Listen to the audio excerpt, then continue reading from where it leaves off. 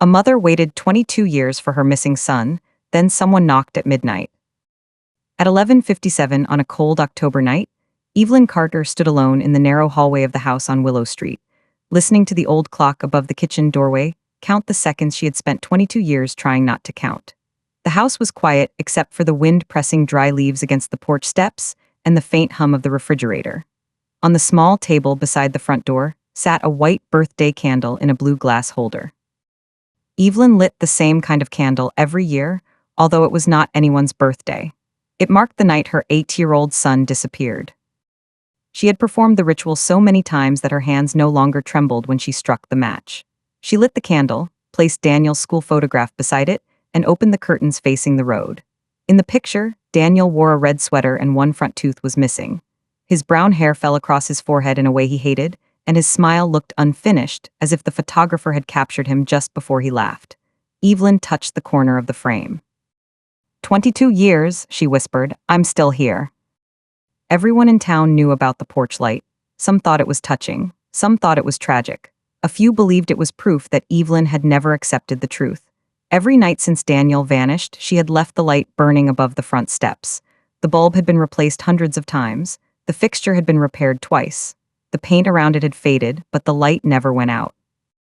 Her husband, Thomas, had once asked whether they should turn it off. It had been 15 years after Daniel disappeared, on a night when rain had flooded the gutters, and Thomas had been unable to sleep. He stood beside Evelyn at the bedroom window, both of them looking down at the pale circle of light on the porch. What if he isn't looking for the house anymore? Thomas asked. Evelyn had understood what he meant. What if Daniel was dead? What if he had forgotten them? What if he had grown up somewhere else and no longer remembered the name Willow Street? Then the light is for me, she said. Thomas never asked again. Now Thomas had been gone 4 years, taken by a heart attack before he could see the answer to the question that had followed them through every birthday, every holiday, every knock on the door, and every phone call after midnight. Their daughter, Lily, lived 2 hours away and rarely came home in October. She said the house made her feel like a guest in a museum dedicated to someone who had vanished when she was 4. Evelyn did not blame her, at least she tried not to. At 11:59, Evelyn carried a mug of untouched tea to the living room and sat on the edge of the sofa. A storm was moving in from the west. The weather report had warned of high winds, but there was no rain yet. She watched the candle flame bend each time the old windows rattled. Midnight came. The clock struck once, then twice, then continued until the sound seemed to fill every room. Evelyn closed her eyes and pictured Daniel at the county harvest fair. She saw his red sweater moving through the crowd. She saw his hand slipping from Thomas's. She heard the carousel music and the cries of vendors selling apple cider. She remembered turning around and finding empty space where her son had been. The memory ended where it always ended, with her screaming his name. Then someone knocked at the front door. Evelyn opened her eyes. 3 slow knocks sounded through the house. She did not move. For 22 years, midnight phone calls had sent her heart racing. Strangers had claimed to know where Daniel was. Reporters had arrived without warning.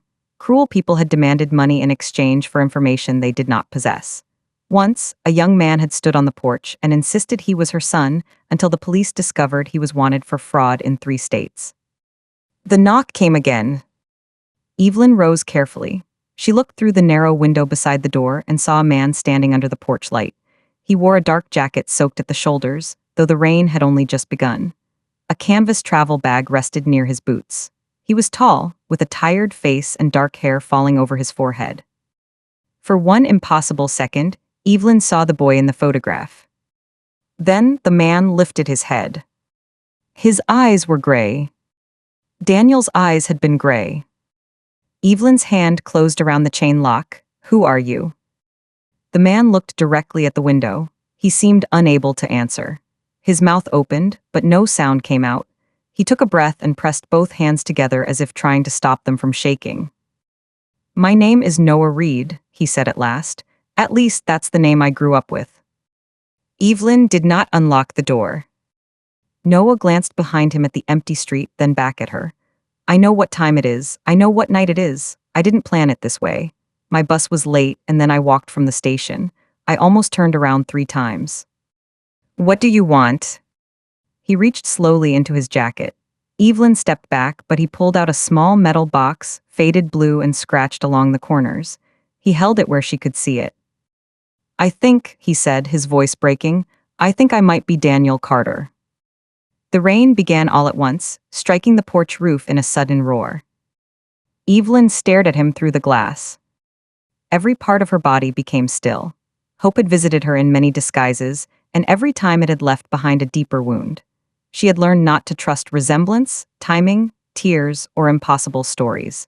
She had learned that people could read old newspaper articles and memorize details. She had learned that grief attracted both kindness and cruelty. Go away, she whispered. Noah did not move. I have a letter. Go away. I have things that belong to him. You can buy old things, you can read about the fair. I know. You don't know anything. I know about the song. Evelyn stopped breathing. Noah lowered the metal box. The song you used to sing when the thunder scared him, it wasn't a real song. You made it up. It was about a little boat that carried a moonbeam home. Evelyn gripped the edge of the doorframe. That detail had never appeared in the newspapers. She had told the police, but only during the first week, when they asked what Daniel might say if someone tried to identify him. Thomas knew the song. Lily had been too young to remember it. Noah's voice dropped. I don't know all the words, I only remember the last part. He began to hum. The melody was uneven and uncertain, but it was hers.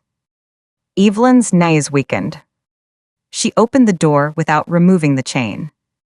Noah stood inches away. Rain ran down his face. Up close, he looked both older and younger than she had imagined. There was a faint line beside his mouth, the kind formed by years of holding back words. His eyes searched hers with fear, not expectation. Turn your head, Evelyn said. What? Turn your head to the left. He obeyed. Behind his right ear was a pale crescent-shaped scar. Daniel had gotten that scar when he was 6. He had climbed onto a kitchen chair to steal chocolate chips from a cabinet, fallen, and struck his head on the corner of a drawer. It had taken 5 stitches. He cried until Evelyn sang the moonboat song. Evelyn shut the door. For a second, Noah remained outside, shocked. Then she removed the chain and opened it again. Come in, she said. He stepped across the threshold, as if entering a church. Evelyn locked the door and turned to face him. Water dripped from his clothes onto the old wooden floor.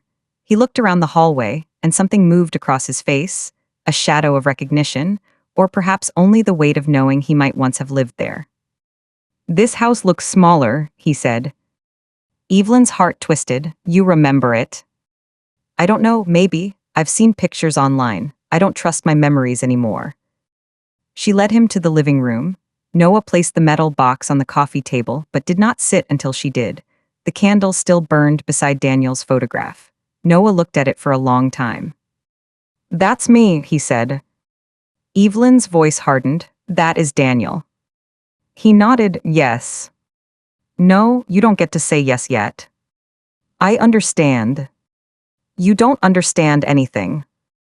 No, he said quietly, probably not. The answer disarmed her. Most imposters had arrived with certainty. They demanded belief. This man appeared terrified of being believed. Evelyn looked at the box. Open it. Noah took a small key from a chain around his neck. Inside the box lay several objects wrapped in yellowed cloth. He removed them one by one. A blue plastic button, a child's silver whistle, a photograph torn in half, a hospital bracelet bearing the name Daniel T. Carter, and a folded envelope with Evelyn's address written in careful handwriting. The blue button came from Daniel's red sweater. One had been missing when the police found the sweater 3 days after he vanished, abandoned near a service road 6 miles from the fairground. The whistle had been a gift from Thomas. The hospital bracelet was from Daniel's tonsil surgery at age 7. Evelyn had kept it in a kitchen drawer. After Daniel disappeared, she searched for it and assumed Thomas had thrown it away. Her hands began to shake. Where did you get these? My mother left them for me. Evelyn looked up sharply. Noah swallowed. The woman who raised me, Her name was Helen Reed. She died 6 weeks ago. You called her your mother. She was my mother. The words struck like a slap. Noah's face tightened, but he did not take them back. Evelyn stood. Then why are you here? Because after she died, her attorney gave me this box. The letter was inside. I read it in my car outside his office. Then I read it again, and again. I spent 3 weeks trying to prove it was a lie. Was it? I don't know. You came to my house and told me you might be my son.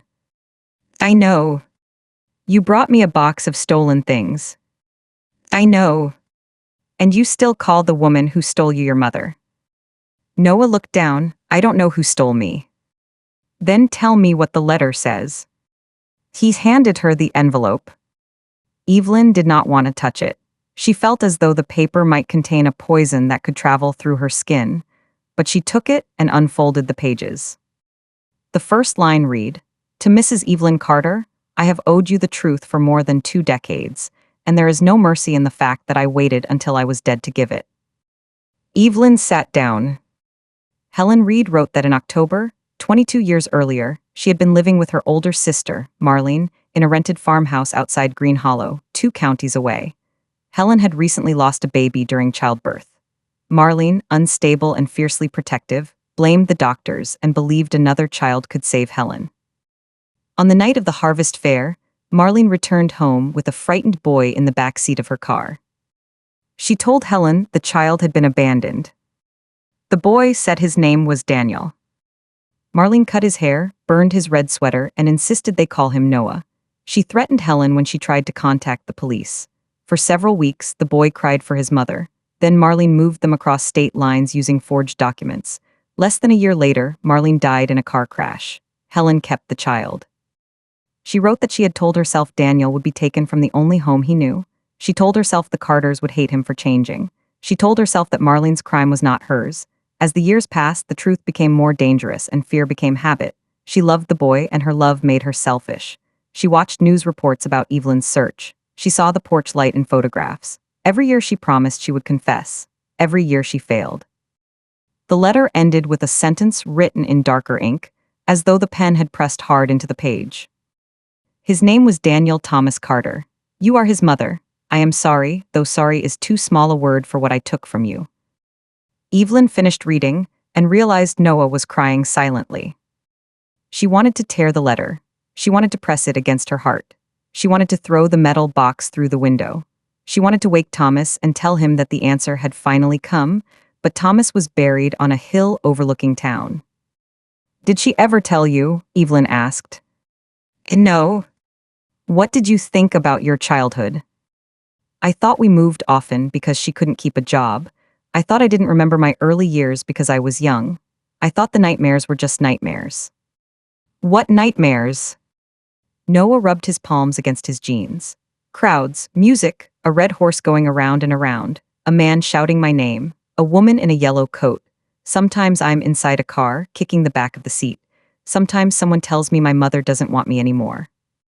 Evelyn closed her eyes. At the fair, she had worn a yellow raincoat. What do you remember about me? She asked. Noah's face collapsed with guilt. Not enough. The words were honest, and because they were honest, they hurt more. He remembered a kitchen with green walls.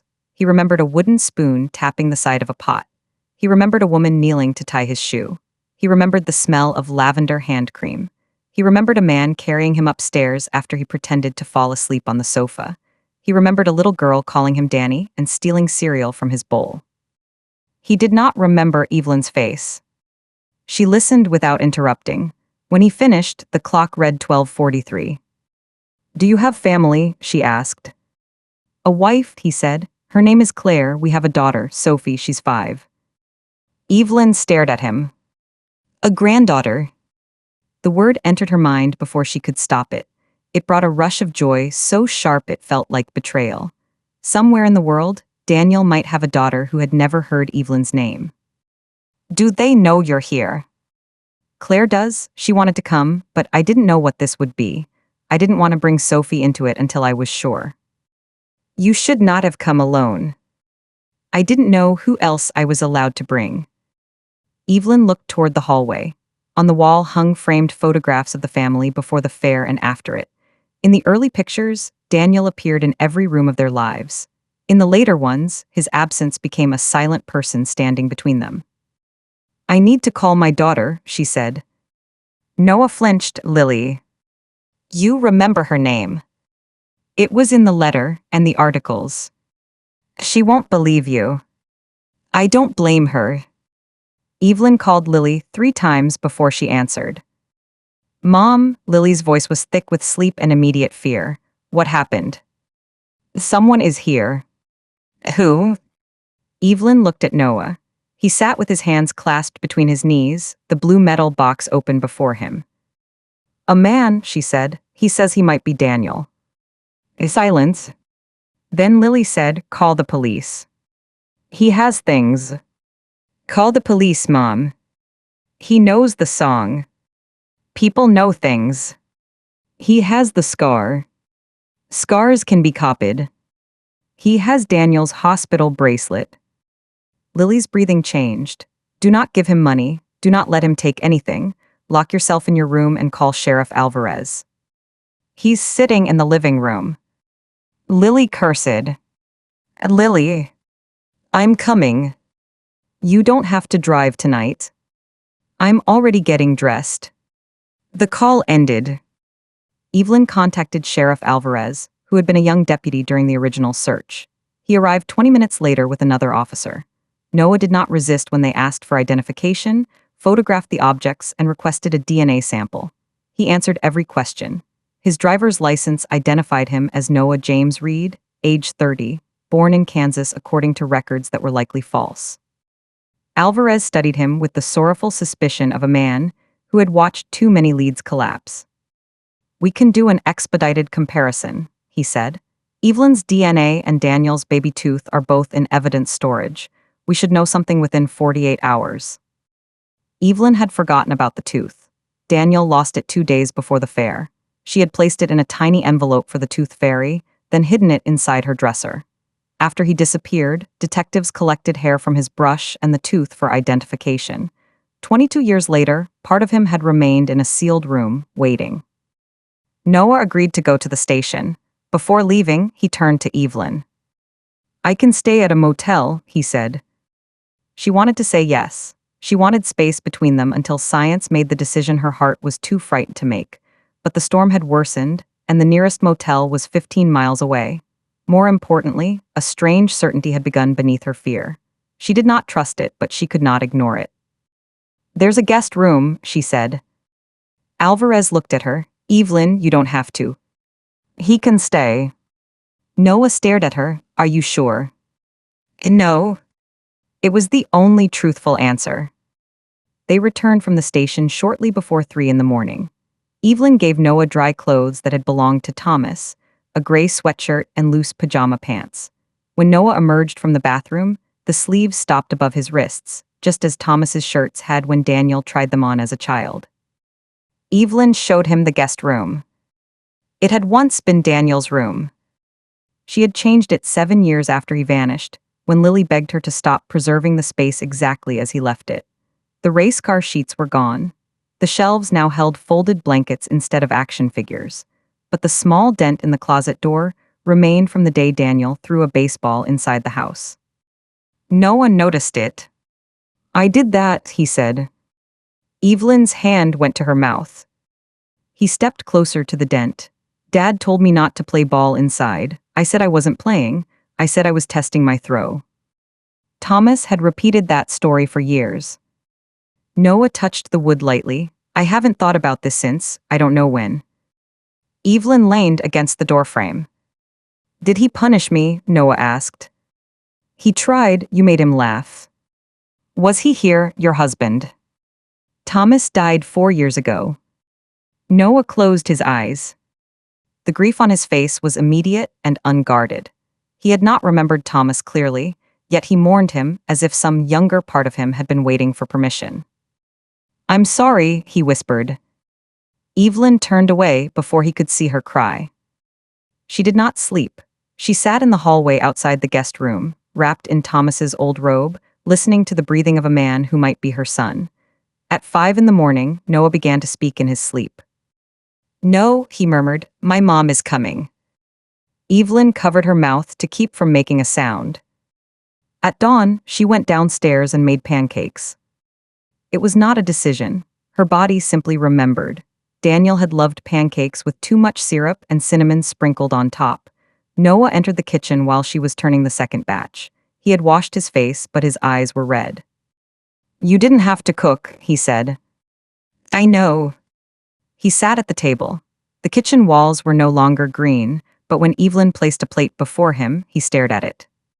"Cinnamon," he said. "You always asked for it." Noah picked up his fork. Helen hated cinnamon. Evelyn almost said, "Then she did not know you." The words rose hot and bitter, but she swallowed them. "What was she like?" she asked instead. Noah seemed surprised by the question. "She worked hard," he said. "Nursing homes, diners, factories. We moved a lot, but she always found a way to make wherever we were feel temporary and safe at the same time. She didn't trust people. She kept curtains closed. She never let me join teams that required birth certificates. She said my father was dangerous and we had to stay hidden." "Did you believe her?" "When you're a child, you believe the person who feeds you." Evelyn turned back to the stove. "She loved me," Noah said. The spatula struck the pan harder than she intended. "I know that doesn't excuse anything." "No," Evelyn said, "it does not. I'm not asking you to forgive her." "Good." "I'm trying to understand how the person who packed my lunches and sat beside me in emergency rooms could also watch another mother suffer for 22 years. Evelyn faced him. "You may never understand." "I know." Again, his lack of defense left her with nowhere to put her anger. Lily arrived at 7:30. She entered without knocking, carrying a tire iron in one hand and her phone in the other. Her dark hair was pulled into a messy knot, and she wore yesterday's jeans beneath a winter coat. "Where is he?" Noah stood from the table. Lily froze. For years, Evelyn had imagined the moment her children reunited. She had pictured tears, an embrace, the simple repair of all that had been broken. Instead, Lily held a tire iron and stared at Noah as if he were a dangerous animal. He looked at her with wonder. "You have Dad's eyes," he said. Lily's face hardened. "Do not talk about my father." "Our father," Noah said before he could stop himself. Lily crossed the room so quickly that Evelyn stepped between them. "You don't get to walk in here and claim him," Lily said. "You don't get to claim any of us." "I know." "Stop saying you know." Noah lowered his head. Lily looked at Evelyn. "Are you out of your mind? He could be anyone." "The sheriff took his DNA. Then he should wait somewhere else." "It's storming." "I don't care." "Lily." "No, you do not get to say my name like I'm the unreasonable one. I spent my childhood watching you run to the phone every time a stranger called. I watched Dad search ditches on weekends. I watched you forget my school plays because a detective found a boy in another state who had the same birthmark. I watched this family die one lead at a time." The kitchen fell silent. Evelyn felt the old guilt open inside her. Lily's eyes filled, but she refused to blink. "And now he comes at midnight with a box and a story, and you let him sleep in Daniel's room." Noah spoke softly. "I can leave." "Yes," Lily said, "you can." Evelyn turned to him. "No." Both of them stared at her. "We will wait for the test," Evelyn said. "No one is leaving until we have the truth." Lily laughed without humor. "You think the truth fixes things?" "No." "Then what does?" Evelyn looked from her daughter to the man who might be her son. "Maybe nothing, but we start there." Lily put the tire iron on the counter. She did not apologize. For the next 2 days, the house became a place where no one knew how to stand. Lily took the sofa. Noah stayed in the guest room. Evelyn moved between them carrying coffee, blankets, and questions she was afraid to ask. They searched the metal box again. Beneath the letter was a key tied to a paper tag, bearing an address in Brookfield, Kansas. Noah explained that Helen owned a small house there. He had not returned since her funeral. The address was 3 hours away. On the second afternoon, Lily found Noah sitting on the back steps. Evelyn watched from the kitchen window but could not hear them. Lily kept her arms crossed. Noah stared at the yard. After several minutes, he took something from his wallet and handed it to her. Later, Lily came inside holding a photograph. It showed a little girl with blonde curls sitting on Noah's shoulders. Both were laughing. "Sophie?" Evelyn asked. Lily nodded. "What did you say to him?" "I asked why he came. And he said he wanted to know whether the feeling that something was missing had a name." Evelyn touched the photograph. Lily looked toward the window. "She looks like Daniel." It was the first time she said his name in connection with Noah. That evening, Sheriff Alvarez called. "The preliminary markers are a match," he said. "The lab is completing the full report, but Evelyn, it's him." Evelyn sat down on the kitchen floor. The phone slipped from her hand, and Alvarez's voice continued faintly from the speaker. Lily rushed in. Noah appeared behind her. "What happened?" Lily asked. Evelyn looked up at him. For 22 years, she had believed the moment of certainty would be loud. She imagined alarms in her blood, the world breaking open, joy crashing through every wall. Instead, certainty arrived quietly. It moved through her like sunrise entering a dark room. She said the name she had carried through every year of his absence. "Daniel." Noah stopped breathing. Lily covered her mouth. Evelyn tried to stand, but her legs would not hold her. Noah crossed the room and knelt in front of her. For a moment, neither touched the other. Then Evelyn lifted both hands to his face. She traced his eyebrows, his cheekbones, the scar behind his ear. She searched for the child she had lost and found him in fragments. The slight tilt of his head, the line of Thomas's jaw, the gray eyes that had looked at her from a hospital bassinet 30 years earlier. "My boy," she whispered. Noah began to sob. Evelyn pulled him into her arms. He was too tall. His shoulders were too broad. He smelled like rain and borrowed soap, not grass and crayons. But when he buried his face against her neck, his body shook with the same helpless rhythm as the child who once woke from thunderstorms. "I'm sorry," he said. "I'm sorry I don't remember. I'm sorry I didn't come home. You were 8 years old. I should have known. You were a child. She told me you didn't want me." "No," Evelyn held him tighter.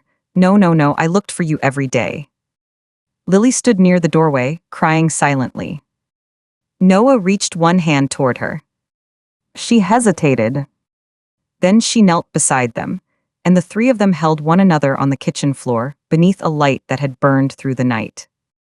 The full DNA report arrived the next morning. The probability of a biological relationship was greater than 99.999%. Daniel Thomas Carter had been found alive. By noon, the news had escaped. A clerk at the county office told a cousin. The cousin posted a message online. A local reporter saw it, and soon satellite trucks lined Willow Street. Cameras pointed at the porch light. Strangers stood behind police barriers holding signs. Some celebrated, some cried, some shouted questions whenever a curtain moved. Evelyn wanted to tell Thomas before she told the world. She drove Daniel and Lily to the cemetery after dark, avoiding the reporters through an alley. Thomas's grave lay beneath an oak tree at the top of the hill. The headstone read, "Beloved husband, father, and man who never stopped searching." Daniel stood before it for a long time. "I don't know what to say," he admitted. "Your father never needed fancy words," Evelyn said. Daniel crouched and brushed leaves from the stone.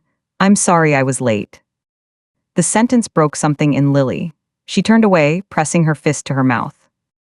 Evelyn knelt beside Daniel. "He knew you didn't leave us." "How?" "Because he was your father." Daniel touched the carved word father. Evelyn told him about Thomas's searches, how he drove across 3 states after a trucker reported seeing a boy asleep in a blue sedan, how he spent nights calling hospitals, how he kept Daniel's baseball glove in the trunk of his car, how, in his final year, he volunteered with a missing children's organization because he said helping another parent was better than waiting helplessly. Daniel listened with tears on his face. I wish I remembered him. You remember more than you think. Lily finally turned back. He taught you to whistle with your fingers. Daniel looked at her. You did it constantly, she said. Mom hated it. I did not hate it, Evelyn protested. You absolutely hated it. Daniel raised both hands to his mouth. The first attempt produced only air. The second made a weak sound. On the third, a sharp whistle cut through the cemetery. All three of them laughed. It was the first time laughter and Thomas's memory occupied the same moment without guilt. Afterward, Daniel placed the blue plastic button from the metal box at the base of the headstone. I came home, Dad, he said. The investigation into his abduction reopened immediately. Detectives confirmed that Marlene Reed had attended the Harvest Fair under an assumed name. Her car matched a vehicle reported near the service road, where Daniel's sweater was found. Helen's letter contained details known only to investigators. Both women were dead, and there would be no trial. The lack of a living person to confront left Evelyn furious. She wanted a courtroom. She wanted Marlene's crimes spoken aloud before strangers. She wanted Helen forced to hear every birthday Daniel missed, every night Lily cried alone, every year Thomas aged too quickly. She wanted someone to answer a question that had no useful answer. How could you take a child and continue eating breakfast the next morning? Daniel did not share her need. Please stop talking about Helen like she was only a monster, he said one evening. They were in the living room, surrounded by boxes of photographs Evelyn had brought down from the attic. Lily had returned to her apartment to collect clothes. Claire and Sophie were driving in the next morning. Evelyn stiffened. What would you call her? The person who raised me. She lied to you every day. And yes, she watched us suffer. And yes, she kept you from your father until he died. Daniel stood. Do you think I don't know that? Evelyn looked at him, startled by his anger.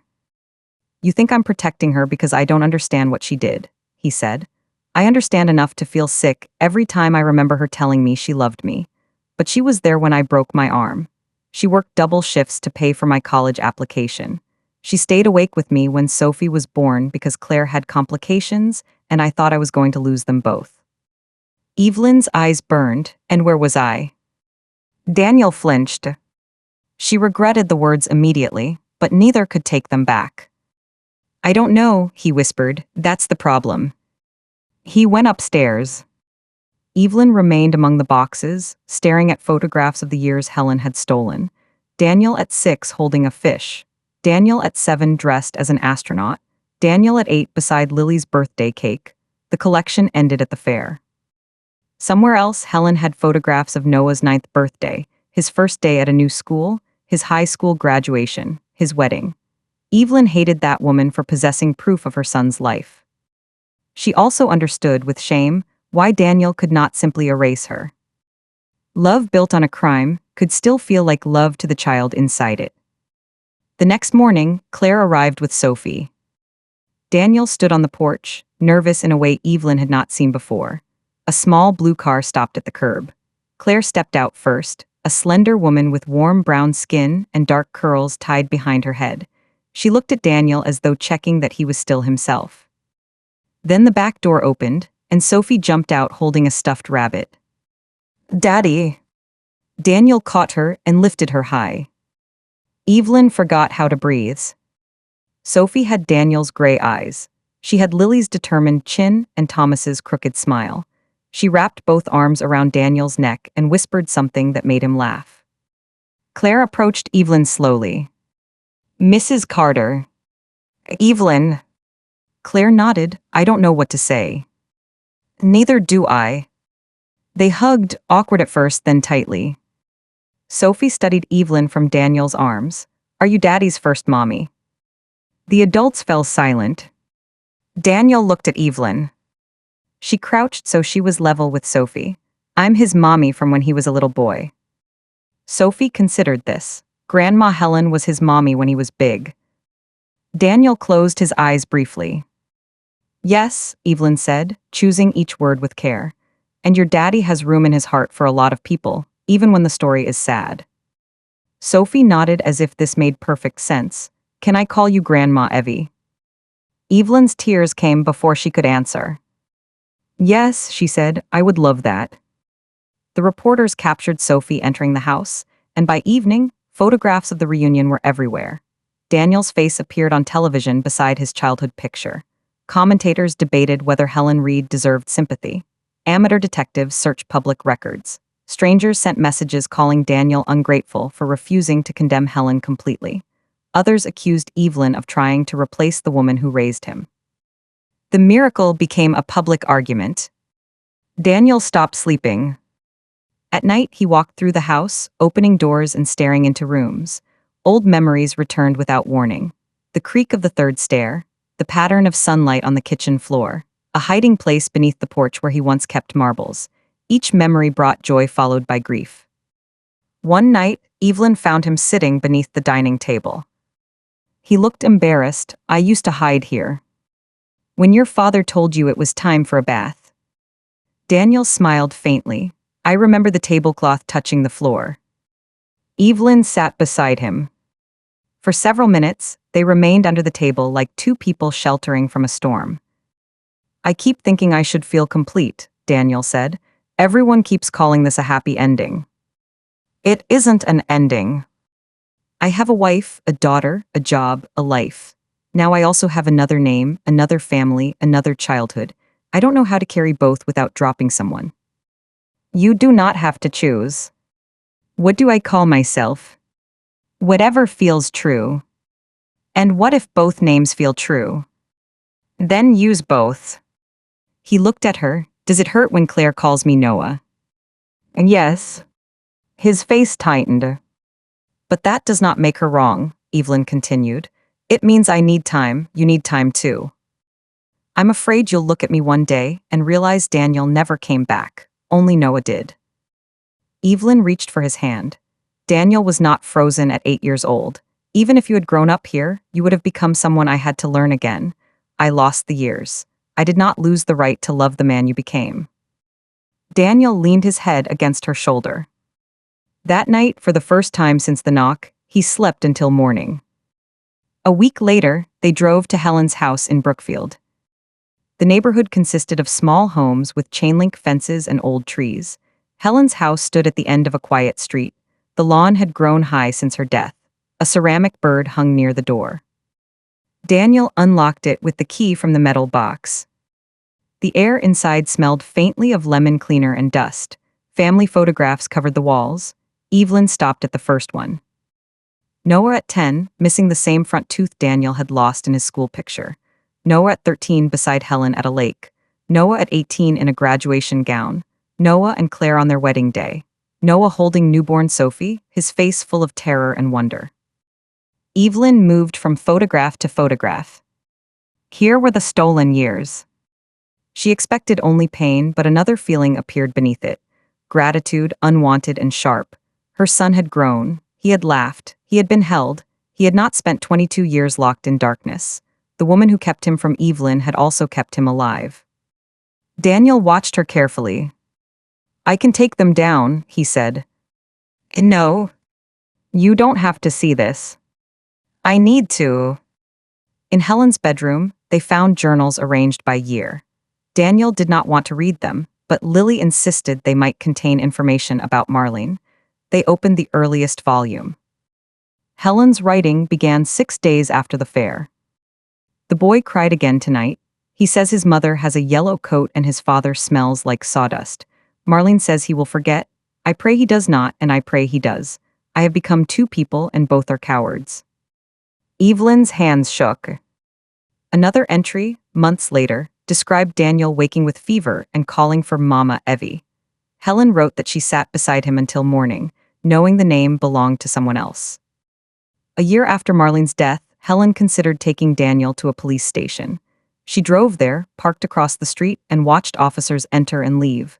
Daniel asked whether they were meeting his father. Helen panicked and drove away. In later journals, confession became less frequent. Daily life took over. School troubles, rent, illnesses, pride in Noah's drawings, fear of questions. But every October, Helen wrote about Evelyn. Saw her on television again, she looks older. The porch light is on. I tell myself I will write tomorrow. Evelyn closed the book. I hate her, she said. Daniel nodded. And I pity her. He looked away. And I am grateful you were loved. Daniel's shoulders began to shake. Evelyn crossed the room and held him. I don't forgive her, she whispered, but I will not ask you to stop loving the mother you knew. It was the first gift she could give him that did not belong to the past. In the attic, Lily discovered a loose floorboard. Beneath it lay a paper grocery bag filled with Daniel's belongings. A toy car, 2 drawings, a small shoe, and a cassette tape labeled DANNY, age 7. They carried the tape downstairs. An old cassette player sat in the kitchen cabinet. The machine groaned when Daniel pressed play. Static filled the room. Then a child's voice said, "Is it going?" Thomas laughed in the background, "It's going." 7-year-old Daniel began telling a joke about a chicken, forgot the ending, and invented a worse one. Lily's small voice interrupted. Evelyn heard herself calling from another room that dinner was ready. Adult Daniel covered his face. His own childhood voice continued from the machine, alive and careless. After the joke, Thomas asked, "What do you want to be when you grow up?" "A builder," Daniel said. "I'm going to make Mom a house with 100 windows so she never has to turn on lights." Evelyn laughed through her tears. Daniel lowered his hands. "I'm a carpenter." "Of course you are," Lily said. The tape clicked, then continued. Thomas's voice became softer. "Danny, someday you'll be big and you might forget how little you were. So I want you to know something. Your mom and I loved you before you could talk, before you could walk, before you knew our names. Nothing you do can make you stop being our son."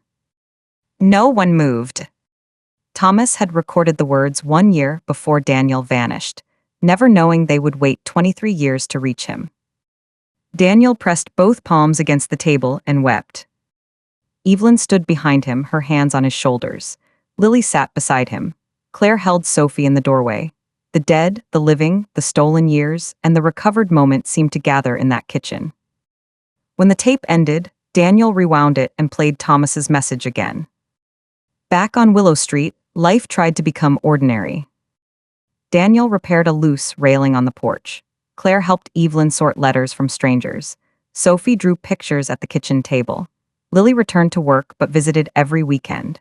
She and Daniel argued about small things with the natural ease of siblings who had missed too many chances to annoy each other. Lily accused him of putting ketchup on eggs. Daniel reminded her that she once ate cereal from his bowl. "You remember that?" she asked. Maybe." She smiled so quickly he almost missed it.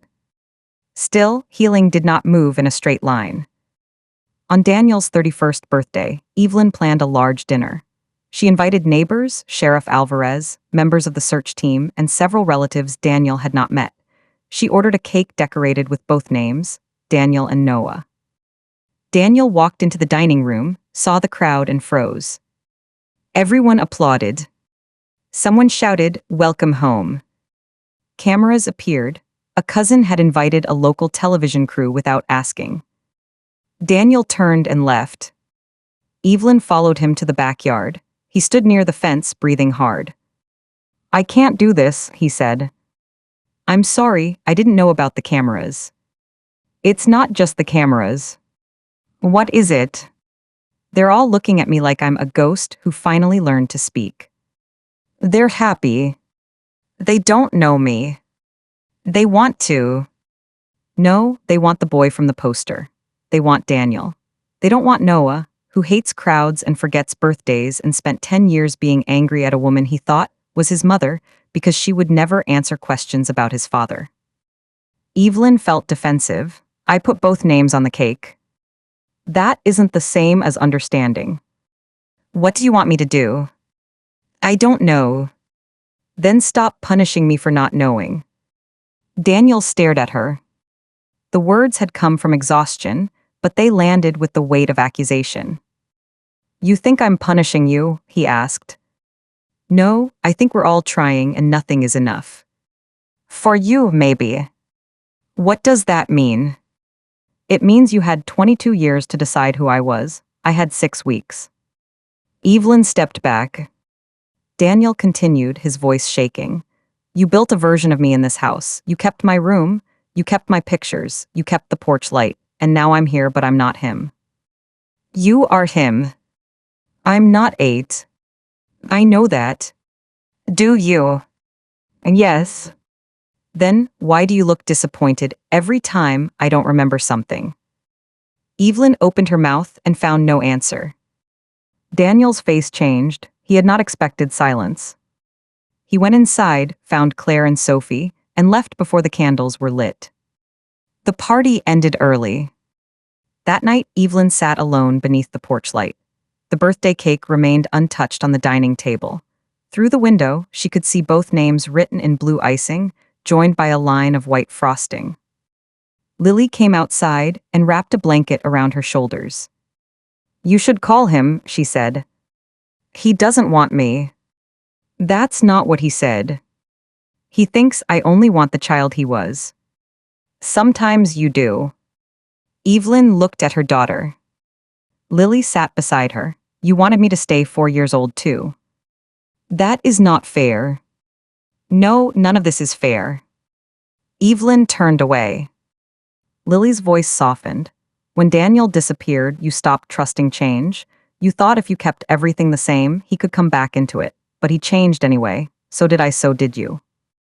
I missed his whole life. And he missed ours. Evelyn watched moths circle the porch bulb. What if I lose him again? She asked. Lily took her hand. Then don't hold so tightly that he has to run. Daniel did not answer calls for 2 days. On the 3rd morning, Claire phoned. He left last night, she said. He said he needed space. He turned off his phone. Evelyn's body returned instantly to the fairground. The world narrowed. Sound disappeared. 22 years collapsed into a single terror. Where would he go? I don't know. Did you call the police? He's an adult, Evelyn. He's missing. He isn't missing, he left. The distinction meant nothing to Evelyn's heart. She drove to the bus station, the motel, the cemetery, and the old fairground. Lily followed in her own car. Sheriff Alvarez agreed to alert patrol officers but gently reminded Evelyn that Daniel had the right to leave. At dusk, Evelyn stood at the abandoned fairground entrance. The annual event had ended days earlier, and workers were dismantling rides. The carousel remained beneath a striped canopy. Its painted horses were covered in plastic. A man sat on the lowest step. Daniel. Evelyn stopped several yards away. He looked up. How did you know? I didn't. I checked everywhere. I wasn't trying to scare you. You disappeared.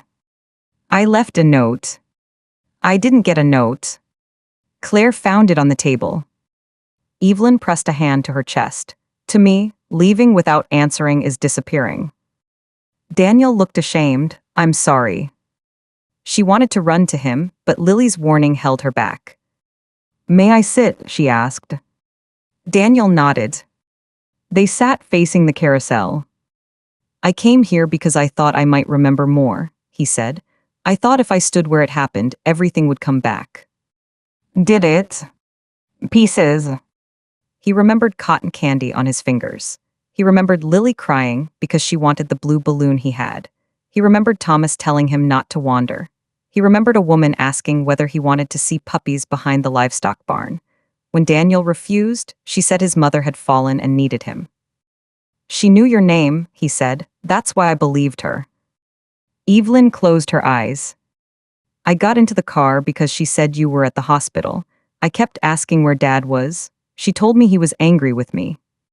He was never angry with you. I know that now. The wind lifted the edge of the plastic covering the horses.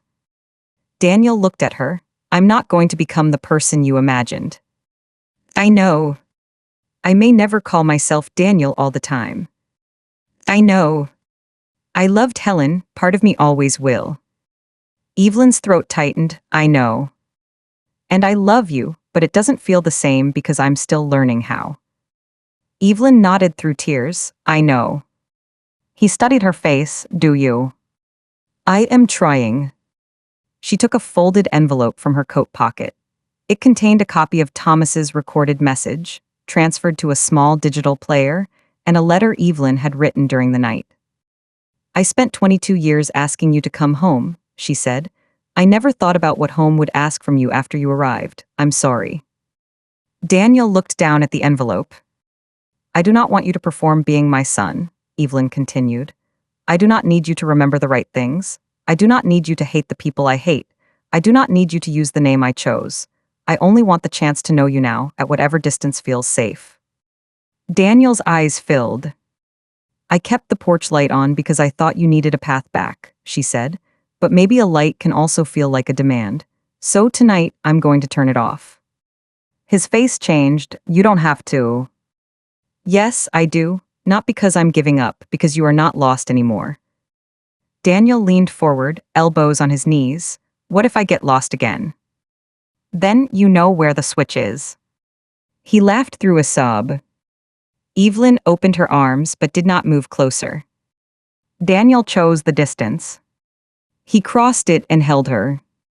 The carousel began playing music when a worker tested the motor. The covered horses moved slowly around the empty platform. Daniel stiffened, then relaxed as Evelyn held him. This time, the music did not take him away. They returned to Willow Street after dark. Lily, Claire, and Sophie waited on the porch. No one made speeches. No cameras were present. Claire kissed Daniel. Lily punched his shoulder, then hugged him. Sophie handed him a drawing of two houses connected by a road. At midnight, Evelyn stood beneath the porch light with Daniel beside her. For 22 years, the bulb had burned as a promise. Evelyn reached for the switch. Daniel placed his hand over hers. "Together," he asked. Together, they turned it off. Darkness covered the porch for one breath. Then the front door opened behind them, and warm light from the hallway spilled across the steps. Sophie laughed inside. Claire called that the cocoa was getting cold. Lily complained that someone had eaten the last cookie. Daniel looked at the open doorway. "Home," he said, testing the word. Evelyn did not ask which home he meant. 1 year later, the town held the harvest fair again. Evelyn almost stayed away, but Daniel asked her to come. He arrived with Claire and Sophie from Kansas, where he had decided to keep living. He and Evelyn spoke by phone every Sunday. Some weeks they talked for an hour. Other weeks they sat in comfortable silence while Daniel worked in his garage and Evelyn watered plants. He used both names. At work and with old friends, he was Noah. With Evelyn and Lily, he answered to Daniel, though sometimes they called him Noah without noticing. The names no longer competed. They described different roads that had led to the same person. He had begun counseling with a therapist who specialized in childhood abduction and identity trauma. Evelyn attended a support group for families of recovered missing children. She learned that reunion did not erase grief. It changed its shape. Lily and Daniel became close in ways neither expected. She sent him photographs of Thomas's old woodworking tools. He built her a dining table using the maple boards Thomas had stored in the garage. Beneath it, he carved 3 small initials, T, D, and L. Claire helped Evelyn understand that loving Daniel did not require claiming every part of his life. Sophie spent 2 weeks on Willow Street during the summer and convinced Evelyn to paint the guest room yellow. The dent in the closet door remained. On the anniversary of Helen's death, Daniel visited her grave. Evelyn went with him. He placed white flowers beneath the name Helen, Marie Reed, and stood quietly. "I don't know what I'm supposed to feel," he said. "Feel all of it. I'm angry. I know. I miss her. I know. I wish she had told the truth. So do I." Daniel looked at Evelyn. "Thank you for coming." Evelyn touched his arm. "Thank you for asking." They did not forgive Helen at the graveside. They did not condemn her with simple words. They stood together inside a truth complicated enough to hold love, theft, gratitude, rage, and mourning. At the fair, the carousel had been restored. Its lights glowed against the evening sky. Sophie begged to ride the red horse. Daniel hesitated. Evelyn saw the old fear pass through him. Claire took his hand. Lily stood on his other side. "You don't have to," Evelyn said. Daniel looked at the carousel, then at Sophie. Yes, he said, I do. He lifted his daughter onto the red horse and climbed onto the one beside her. Claire took the horse behind them. Lily and Evelyn stood at the rail. The music began. As the carousel turned, Daniel disappeared briefly behind painted panels, then returned into view. Each time he came around, Evelyn's heart reacted before her mind could reassure it. There. Gone. There again. On the third turn, Daniel waved. Evelyn waved back. She realized that all parents lived with a softer version of this fear. Children moved beyond sight. They became people their parents could not control. Love was not keeping them frozen in the place where you last understood them. Love was trusting that when the circle carried them away, they might return changed, older, wounded, joyful, and still worthy of welcome. After the ride, Daniel handed Sophie to Claire and walked toward Evelyn. I remembered something, he said. What? The night before the fair, you tucked me in and I asked if people could forget the way home. Evelyn remembered. Daniel had heard a story about sailors lost at sea. What did I tell you? He asked. Evelyn smiled through tears. I said home is not a place your feet remember. It is a place where someone remembers you. Daniel looked toward the lights of the fair. You remembered me, he said. Every day. He nodded. I think some part of me remembered you too. The family walked toward the parking lot. Sophie skipped between Daniel and Lily, holding one hand from each. Claire linked her arm through Evelyn's. Above them, the night was clear. Back on Willow Street, the porch light remained off most nights. Evelyn no longer needed it as a signal to the lost. But whenever Daniel and his family visited, she turned it on before sunset. Not because he needed help finding the house, but because welcome deserved a light of its own. Years passed, and the story the world called a miracle became ordinary family history. Daniel expanded his carpentry business and began building memory boxes for families of missing children. He donated them anonymously at first. Each box had a hidden compartment beneath the lining and a small carved moon on the lid. When Evelyn discovered what he was doing, she asked about the moon. For the boat, he said. He remembered the whole song eventually. Not all at once. A word returned while he rocked Sophie through a thunderstorm. Another line came while sanding a piece of oak. One Sunday, during a phone call with Evelyn, he began humming and reached the final verse. Evelyn joined him. Across hundreds of miles, mother and son sang the same unfinished song, one voice aged by waiting and the other shaped by two lives. Lily married a kind man named Marcus, and Daniel stood beside her during the ceremony. When the photographer asked for the Carter family, Daniel hesitated only a second before stepping into the frame. Evelyn stood between her children. Thomas was absent, but Daniel wore his father's watch. Before the picture, Lily whispered, "Try not to disappear this time." Daniel smiled, "I'll be right here." The photograph captured them laughing. Evelyn placed it beside Daniel's old school picture in the hallway. For a while, she considered removing the childhood photograph. It belonged to the years of searching, and she no longer wanted visitors to see her son only as the missing boy. Daniel stopped her. "Keep it," he said. "He deserves to be here too." So the two photographs remained side by side, Daniel at 8 in a red sweater, and Daniel at 32 wearing Thomas's watch. Between them stood 22 stolen years, but also every year still to come. One winter evening, several years after the midnight knock, Evelyn sat in the living room while snow covered Willow Street. The house was full. Sophie, now 9, read on the rug. Claire and Lily argued cheerfully in the kitchen. Marcus tried to repair a cabinet hinge while Daniel explained that he was using the wrong screwdriver. A knock sounded at the door. Everyone paused. For a heartbeat, Evelyn returned to that October night. Then Daniel looked at her and smiled. "I've got it, Mom." He opened the door. A delivery driver stood on the porch holding a box. The room laughed at Evelyn's expression, and she laughed too. Later, after dinner, Sophie asked to hear the story of how her father came home.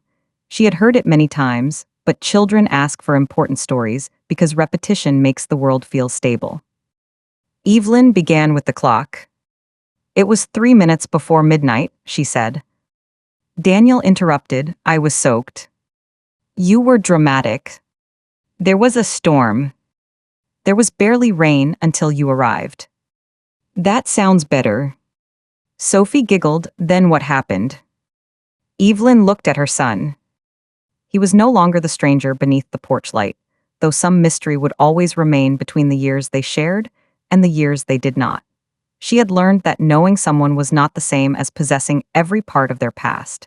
It was paying attention to who they chose to become. Then, Evelyn said, someone knocked at the door. And you knew it was Daddy? Sophie asked. Evelyn thought of the gray eyes, the scar, the moonboat song, and the terror of hope. No, she said, I did not know, not yet. Daniel sat beside her. But I opened the door. Sophie leaned against his knee. That was brave. Evelyn smiled, so was knocking. Outside, snow gathered on the dark porch. The light above the steps was off, but the windows glowed warmly. No one in the house was waiting for the lost anymore. They were simply together. And sometimes, after all the years grief steals, together is the closest thing to getting time back. Much later, when Evelyn's hair had turned completely silver and climbing the stairs took more effort than she admitted, Daniel rebuilt the front porch. He replaced the warped boards, strengthened the railing, and carefully removed the old light fixture that had burned through so many nights. Do you want a new one? He asked. Evelyn held the weathered fixture in both hands. Its glass was cloudy. The metal was spotted with rust. Yes, she said, but keep this. Daniel restored it in his workshop. He cleaned the glass, repaired the wiring, and mounted it inside a wooden box with a small brass plate. The light that waited. He gave it to Evelyn on Mother's Day. She cried, then scolded him for making her cry before breakfast. After Evelyn died many years later, surrounded by both of her children, her grandchildren, and the ordinary noise of a family she once feared would never be whole, Daniel carried the light to his own home. He mounted it above the workbench where he built memory boxes. Sometimes people asked why an old porch lamp hung indoors. Daniel would tell them it belonged to his mother. He did not begin with the abduction or the fair. He did not begin with the woman who stole him, the woman who raised him, or the 22 years between one name and another. He began with the simplest truth.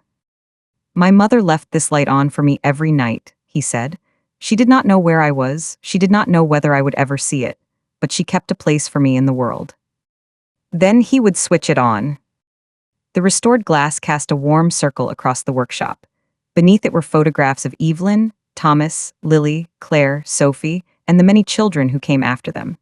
There were 2 photographs of Daniel himself, one labeled Danny and one labeled Noah. He no longer saw them as 2 different boys. One had been taken, one had survived, both had found their way into the same life.